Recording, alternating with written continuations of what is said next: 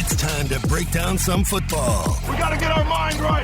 Touchdown, win. From the perspective of guys who played in the NFL. Caught, touchdown! And a guy who had one really great sack in high school. Oh, you're so weak. You're a waste of my time. Greg Camarillo and Marcus McNeil are the pros. And Skraby is the Joe. Let's go. Let's go. Let's go. Two Pros and a Joe starts right now. Well, I mean, you can't get away with anything, Greg. And Greg just brought the attention something to us before we started recording this. Is Two Pros and a Joe, episode 54. I'm Skraby. That's Greg Camarillo. And Marcus McNeil at Two Pros and a Joe on social media and twoprosandajoe.com. But Greg showed us this video of what seems to be Kodak Black. We're not sure what he's doing at a Florida Panther game, but it looks like he may be having sex during the game in a box, a luxury box. I mean, there's a lot of rules to hockey that the average person doesn't know. And one of them is sex in the box. Hey, oh man, super gremlin in there, baby. I mean, super gremlin. How do you it's a stadium full of people. You gotta know people are watching, right? Hey, when the urge comes, the urge comes. You know, hey, man, you know what I'm saying? No, sorry, Marcus. I do not know what you're saying. Hey. I've never had the urge to just. I bet you Kodak's Apple Music ratings are through the roof right now. I'm sure. And then he gets to rap about it in a song. He'll be like that. Never mind. I'm not going to do anything embarrassing right now because I was about to do something embarrassing. In this episode number 54, we're going to talk about the coaches that were fired. And real quick, on a serious note, I know that this has been floating around social media, and I wanted to get your guys' opinion on this because it's no secret. I'm a whitest white guy you can meet, and you? People Matthew Skraby? yes Skraby? yes oh yes yes I'm super white. I'm white. But people are calling for the name of Black Monday to change due to the racial connotation of it. Oh, I almost hit you when you put up the Black Monday. Like, Black Monday? What is Black Monday? There you go. What do you mean That's by our answer, Black folks. Monday?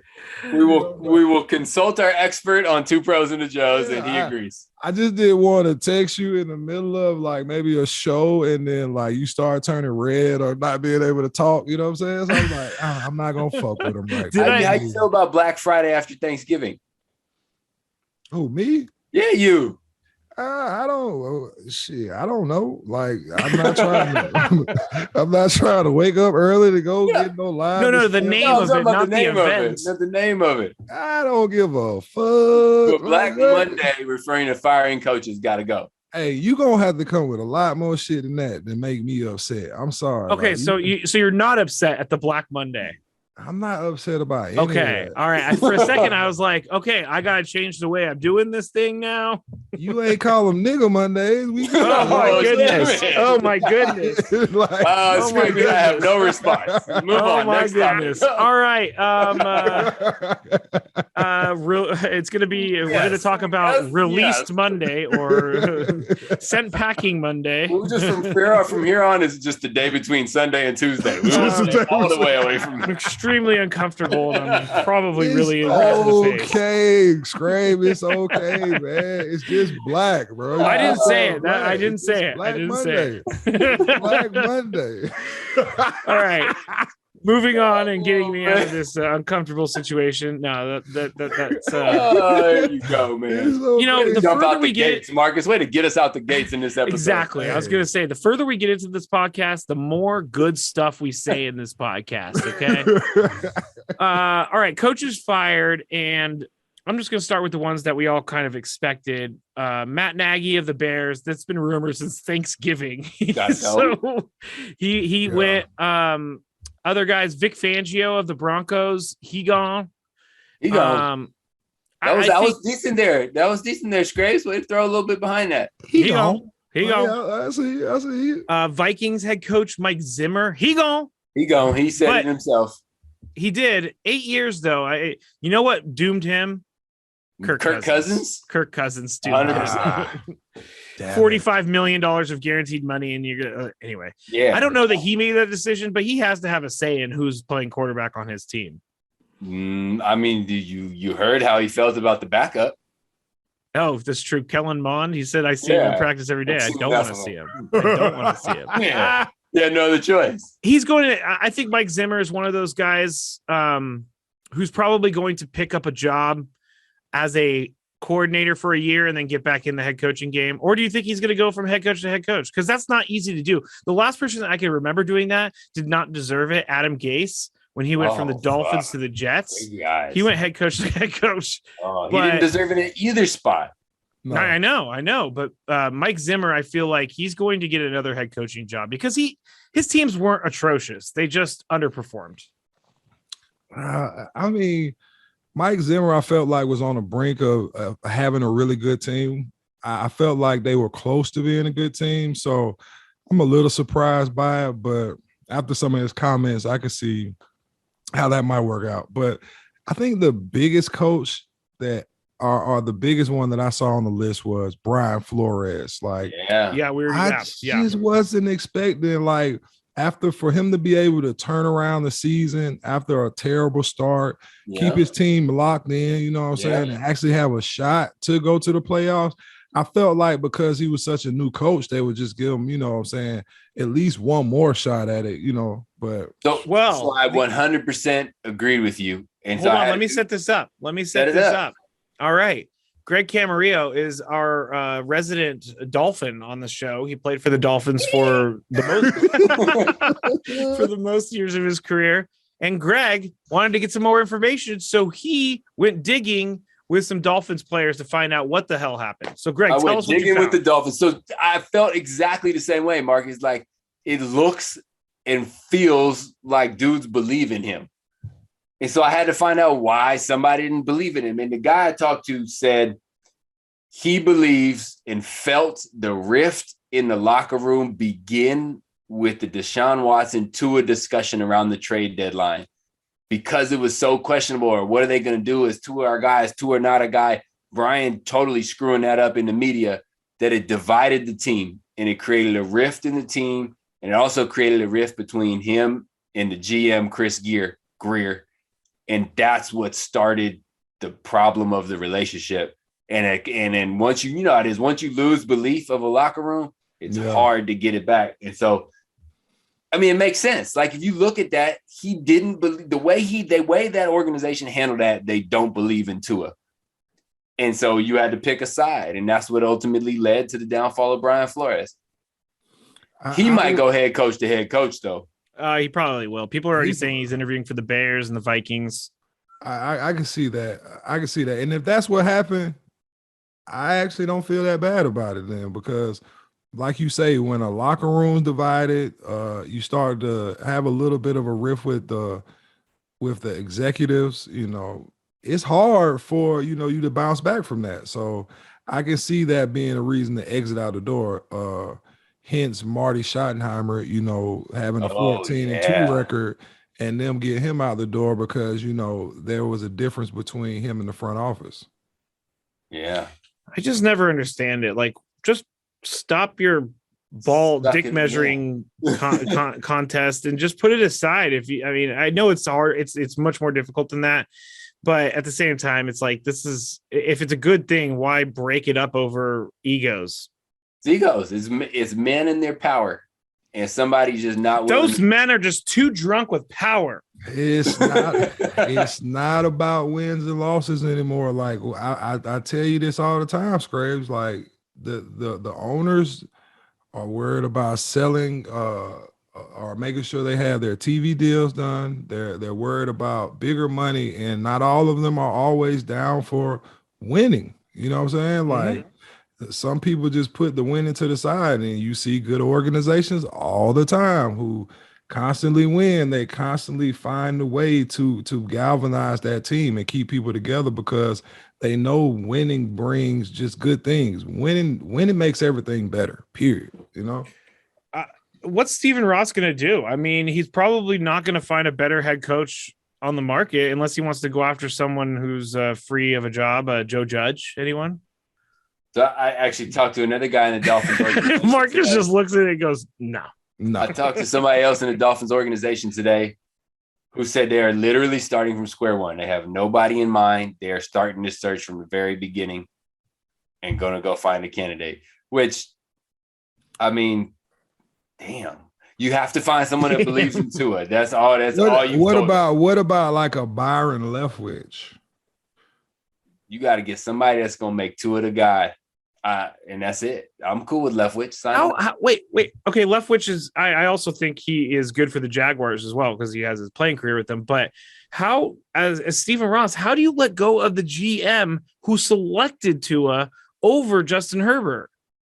Or how do you not let him go? I'm sorry. How do you not let him go? No, nobody knew that Justin Herbert was going to be Justin Herbert. Shit, I did. No, stop it. I mean, once I found out that he was 6'5", I was in. Bro. No, I seen him play. They played against Auburn a couple years back. His last year, they came to Auburn. Yeah. And they lost the game. But when he was throwing that ball across the field, I seen that arm then. I was like, bro got it. You know what I'm saying? Like, he got it. The only thing I was scared about him was I didn't know if the offensive line would be able to protect them. You know, they weren't really protecting well in LA for a while. The Chargers just had a bad offensive line. So now that they're getting a better offensive line and protecting them, he's able to make those throws, bro. Like, he's dropping dimes. I'm sorry. Awesome. I like him. I like him.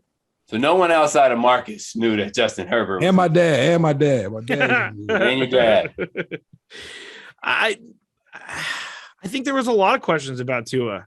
I think there were a ton of questions about Tua coming into the draft, and I just don't understand how you that tells me that the actual problem was with Brian Flores because they removed the problem in their mind. Well, we'll see. I mean, only time will tell. I don't think he's the problem. All right. Well, yeah, we will see. We will see. And I know that a lot of Dolphins fans are very, very disappointed with the news that Brian Flores was fired. He's going to find his own job somewhere. Joe Judge, on the other hand, we were talking about this yesterday, or not yesterday. I was looking on Twitter yesterday, and most of the people were saying Brian Flores got fired with a winning record after winning, 7 straight games, but Joe Judge still keeps his job. How is this possible?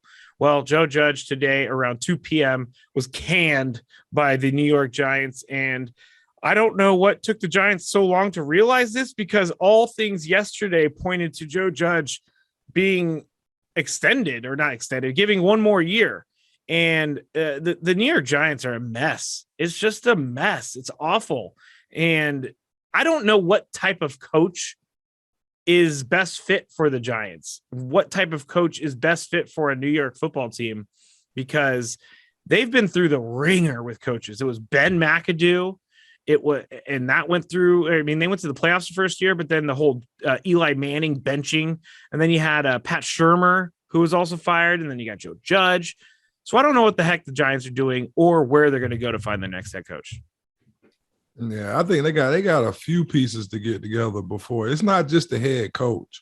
If you remember the Giants when they were doing well, they had a great defense, and then they had Eli Manning, and then they had big time targets around Eli Manning. But shit, like now your biggest player in Barkley has had the past couple seasons ended because of injury. And you put a lot of eggs in that basket. Like, that team is kind of built around him. So I think it's going to take a lot more than just a head coach. I think they need to put a few more pieces in there so that they don't have to be so dependent on Saquon Barkley. Yep, they need everything from the rooter to the tutor. From the rooter to the tutor. I'm sorry. I've never heard that before, but it sounds like a Skraby saying if I've ever heard that before. So we have a Bears opening, we have a Dolphins opening, we have a Giants opening, we have a Jaguars opening, we have a Raiders opening, we have a Broncos opening, and a Vikings opening. 7 coaches. What?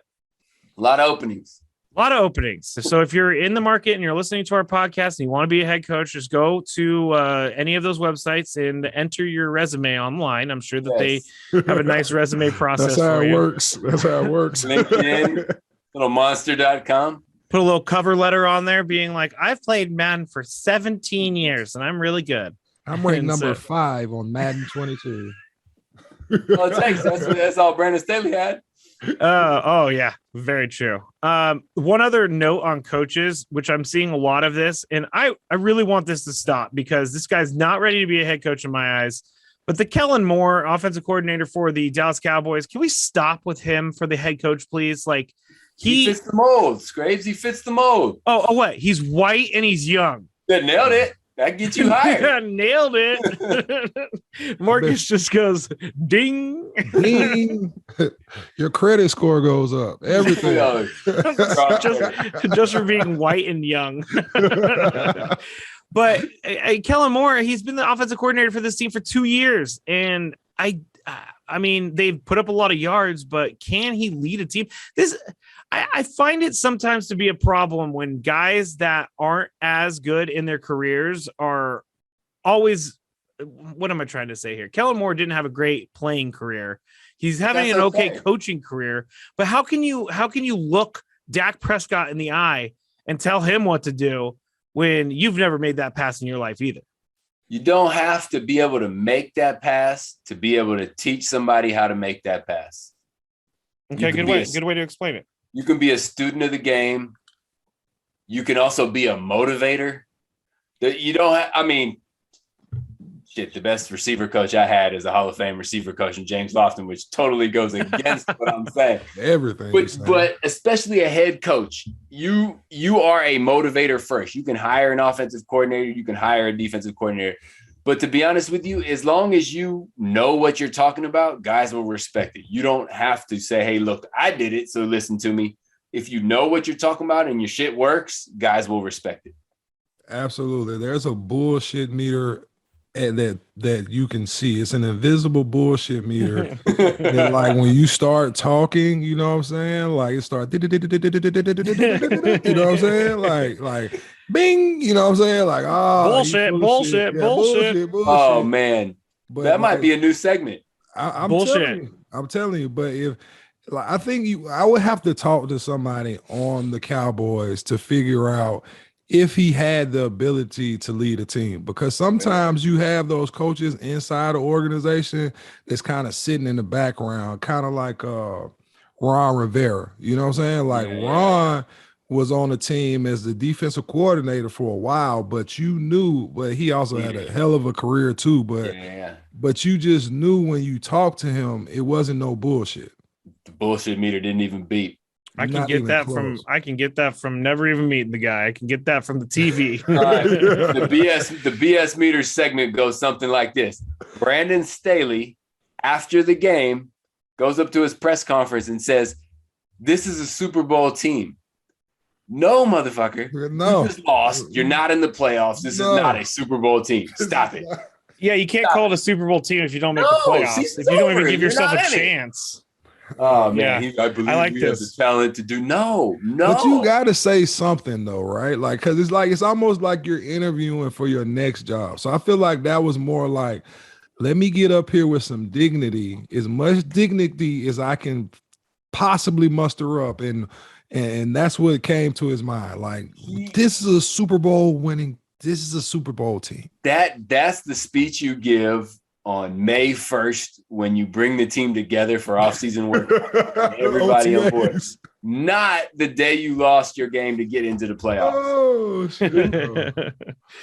That is pretty good. You guys have played for some interesting head coaches too, so you know what you're talking about here. And Kellen Moore, I think that what it comes down to with him, Marcus said it, can he lead a team? I mean, you could be a great offensive coordinator, but can you stand in front of a team and get those guys to run through a wall for you? Norv Turner, Cam Cameron, great offensive coordinators, not motivators. Norv was a motivator. You know, Norville Turner? Norville. No, I'm sorry. It. You know what? I apologize. I don't know where my mind went. I put Marty. Great motivator. Yeah, I was thinking motivator. You said Norv. I thought Marty. And Marty wasn't the X's and O's. He had Wade Phillips doing his X's and O's on defense and Cam Cameron doing X's and O's on offense. Marty was just there to keep the ship straight, and he did an amazing job of that. Well, we will see what happens with Kellen Moore, but it's probably not going to. Graves isn't entertained, Marcus. No, I'm not. No. That's not it at all. Marcus, Are you not entertained? Are you not entertained? I'm about Sorry, to Mike fucking- Shanahan and the 49ers is a great motivator. Kyle Shanahan, by the way, Wow. not Mike. Damn it. And I'm sure he's a great Got him. motivator. But got him. Fact check me. Call my BS meter. Bing, bing, bing. Yeah, BS meter was binging around. Binging. All right, let's talk about the rookies real quick. And Do it. the rookies in 2021 were really, really, really good. I mean, Ballers. Micah Parsons, Amazing. Cowboys, 79 tackles, 13 sacks, 3 forced fumbles this season. Jalen Waddle, the Miami Dolphins wide receiver, who does the Waddle dance when he it's scores a great. touchdown. It's amazing. He broke Anquan Bolden's single season record for receptions by a rookie with 101. Cincinnati Bengals rookie Jamar Chase broke Chad Johnson Ochocinco's record for receiving yards in a single season with over 1,400 yards, Long way 1,440. to go. He also had 13 touchdowns this year. That's a lot of freaking touchdowns. Far from a far way out touchdowns. And then the last notable one, this person kind of came out at the end of the year. Detroit Lions wide receiver Amon-Ra St. Brown. He passed Roy Williams' record for receiving yards by a rookie on the Lions, 817 yards, which means that he passed Calvin Johnson too. So that's a pretty good season for Amon-Ra St. Brown, especially on a bad team. So I know that there's a lot of rookies that we're forgetting and a lot of rookies that we're not even going to talk about, but those are some off-season stuff that we could talk about. Can we discuss the record achieved by the parents who named the St. Brown children? Sure. Why? Amon-Ra and Equiminius? Wait, are they brothers? Are they not brothers? No, I mean, how many St. Browns are there? Yeah, I they're saw brothers. them holding the jerseys. at the end of the Yeah, game. they're brothers. And their dad had on the Green Bay and Lions jersey at the game. Oh, did he? Yeah, man. I mean, those parents win the award for most creative names. Yeah, Yeah. that's interesting. This is really stupid of me, but Amon-Ra always makes me think of Top Ramen for some reason. I don't know. I'm not sure. Robin. Top Ramen St. Brown. Robin. Top Ramen St. Brown. That might be his new name. Top To Ramen. learn on the radio It about is messing ramen. with people's names. Yeah. Top Ramen. Yeah. 'Cause Top if Ramen you St. Brown. Switch No, the raw with Elisha. the Amon is like raw almond. Yeah, I see. Raw Almond St. Brown. That's Raw it. Almond St. Brown. I know we're getting a little goofy here. It's okay. It's okay. It's okay. Now, we're gonna go and get into the fuck. That was the Woo. weirdest the fuck I've ever done. The fuck. The fuck. And I only have one, and it sums up everything that the Joe Judge era of the New York Giants was. And this was the second quarter, about 5 minutes left against the football team. The football team's up 3-0. The Giants are on their own 4-yard line. It's 3rd and 9. They run a quarterback sneak from 3rd and 9 on their own 4-yard line. And if you're looking at the sheet, you could see the picture that I put in there. And you can see that it's like a victory formation where the running backs are kind of flanking the quarterback so that he doesn't fumble or whatever. But I think that play got him fired, Joe Judge, because you know what he said after that? We needed some room to punt. And last week we made a mistake and we didn't give him any room. And so they blocked the punt or whatever he said. But you know what? He basically gave up on the drive on 3rd down by doing a 2-yard quarterback sneak so they can punt. He is the opposite of Brandon Staley. I think he was like, hey, let me just see what I can get away with. Like, let me fuck with these people real quick. It's the oddest thing I've ever seen from a play call. It really is. It's negligent. The formation is atrocious. Like It's for the best. what we It's the third. flying That's V. the It's the worst flying V. formation in 3rd and 9 It's the ever. flying V. You know what I'm saying? It is the flying There, V. there The isn't defense even is a like, wide what's happening? receiver. Yeah, the defense was like, holy shit. Everybody watch everybody. I don't know what's going on here. These guys are lining up like it's victory formation and they're clearly not winning. So They got a safety in the middle of the field, like playing like I don't know what the fuck about to happen, but I'm just gonna play the middle.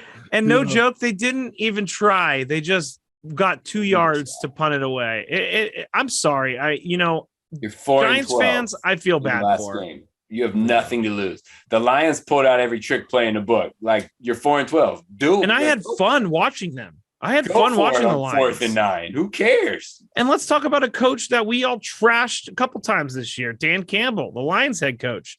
Yeah. You know what? Dan Campbell. Back? Oh, he's coming back. Those players, mean, like you're done trashing him. Like, they still suck.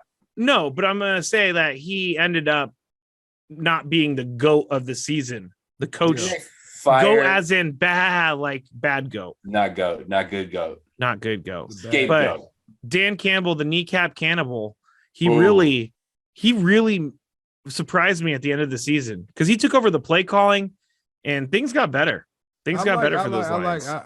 The more I hear Dan Campbell talk, I like him. I like his energy that he brings to the team. It's like he's not gonna bullshit you about what's going on. Like, this shit is bad. You know what I'm saying?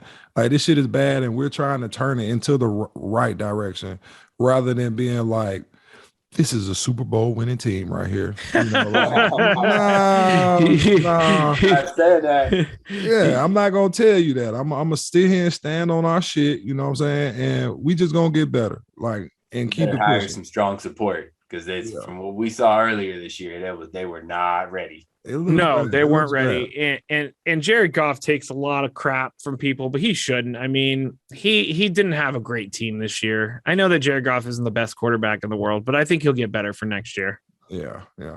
I don't know how the fuck didn't make it on. Like, I don't know how this didn't make it on. Why the fuck? Like, everybody on the Indianapolis Colts right now has to be like, fuck, bro. I know we didn't even talk about that. That's a great one. The fuck did that end up that's on a great sheet, one. Like, how the hell?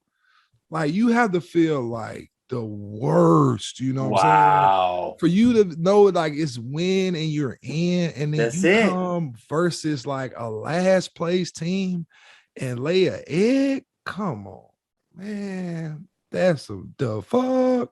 that is Carson Wentz.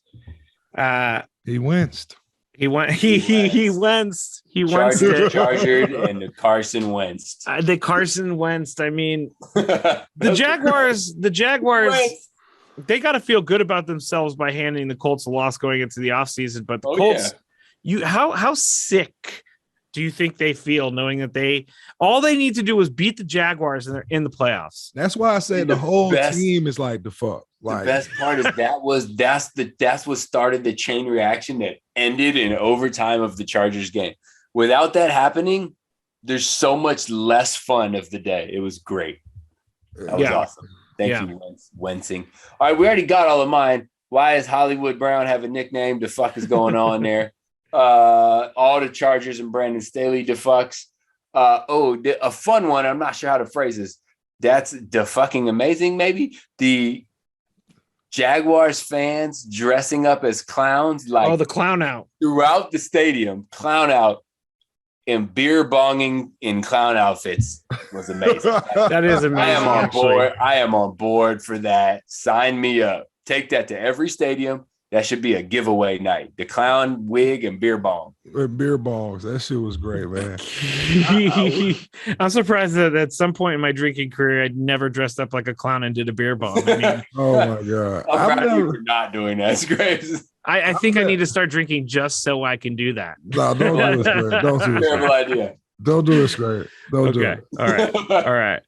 Well, we are going to be talking about the playoffs next week, and we'll recap everything that happened. We're also going to talk about what's happening with going forward, and then we'll probably talk about some of the Super Bowl matchups that we want to see. Like I saw this article, and one of them was, they say that they want to see the Patriots and the Buccaneers. I could pass on that one, but. I think a lot of people would like that. I also saw a Chiefs Buccaneers rematch. I don't want that either. Please don't give that to me. I'll take that. Someone said a Bengals 49ers Super Bowl because of the history. And And then someone said a Cowboys and Steelers because of the old school Cowboys Steelers Super Bowl from like 1996, maybe. Big Ben sucks, man. Not good. Big Ben sucks, man. Yeah, we'll flush. Marcus is still trying to figure it out. I would say I'm gonna say Green Bay versus the Chiefs or something. Like, give me something different. Oh yeah, that's another one. Yeah, Green Bay versus the Chiefs would be pretty epic. Yeah, it would be pretty epic. I think Aaron Rodgers, State Farm Super Bowl. Oh, see, I don't need a bunch of State Farm commercials. And you know another commercial that I could stop before we sign off here? I can get rid of those Gronk USAA commercials. I have seen so many of those Gronk USAA commercials.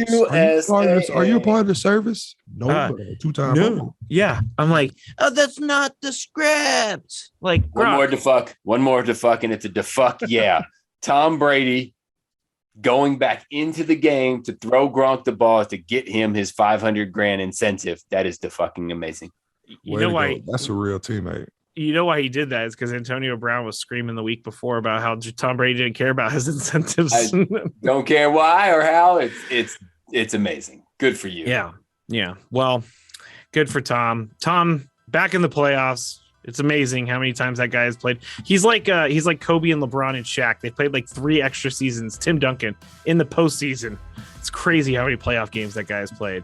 But that's why he's the GOAT, the good GOAT. So that's it for episode number 54. Like I said, we'll be back with some playoff game recaps next week. But until then, hope everyone enjoys them. Go Niners. Go to your team. Let us know at 2 Pros and a Joe. We're going to be, I'll be tweeting during the weekend. So if you want to let us know what your favorite team is or anything like that, please just do it at 2 Pros and a Joe. And tell a friend. Tell a friend. Tell a friend. Tell a friend to tell a friend. Tell a friend to tell a friend who tells another friend who tells that friend.